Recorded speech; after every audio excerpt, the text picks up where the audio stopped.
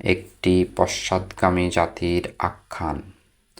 কথা ছিল, যুদ্ধ শেষে সকলে এক প্রাণ হয়ে বাঁচব, একই সুতায় মহামিলনের মালা গাঁথব।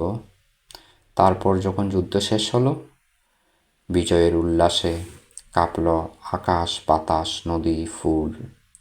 সে কাঁপন থামতে না থামতেই আমরা সেই তথাকথিত ধর্মের নামে, সম্প্রদায়ের নামে দ্বিধাবিভক্ত হতে শুরু করলাম, যেটা ব্রিটিশ বেনিয়ারা চেয়েছিল, যেটা পশ্চিম পাকিস্তানের কুলাঙ্গারের দল চেয়েছিল প্রবলভাবে। আমরা এই ধর্মীয় অন্ধত্ব, হিংসা আর সাম্প্রদায়িক সংঘাতের সিঁড়ি বেয়ে নিচে নামতে নামতে যতই দীনতা আর হীনমন্যতার কাছে নতজানু হতে থাকলাম, আমরা মানুষ শব্দটাকে ক্রমেই ততই আলোকবর্ষ দূরে সরে যেতে লাগলাম।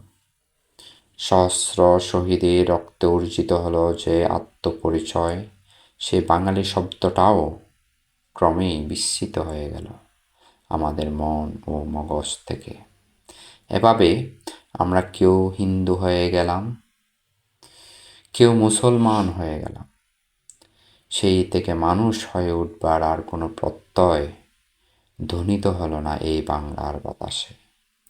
যারা ক্ষমতার গদিতে বসল, তারা খুব তৎপরতার সাথে আমাদের মানুষ হবার সব দ্বার রুদ্ধ করে দিল, আমাদের বাঙালি হবার সব দ্বার রুদ্ধ করে দিল। তারা রাষ্ট্রের মাথায় পরিয়ে দিল বৈষম্যের টুপি। সেই থেকে আমরা সাম্প্রদায়িক সহিংসতার সামিল হলাম। সেই থেকে আমরা মূর্খ হবার তালিম নিলাম রাষ্ট্রের কাছ থেকে। দুপায়ে মারিয়ে গেলাম সব রক্তের ধান, মুখ ফিরিয়ে নিলাম সত্য সুন্দর থেকে। রাষ্ট্রের গলায় ঝুলিয়ে দিয়ে ধর্মের মাদুলি,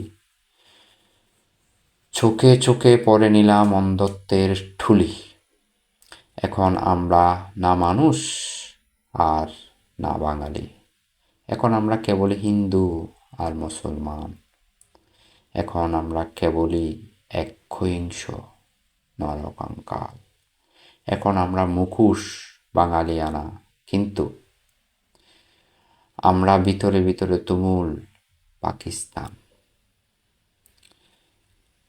একটি রক্তাক্ত ফুলের নাম বাংলাদেশ। কবি পল্লব রায়।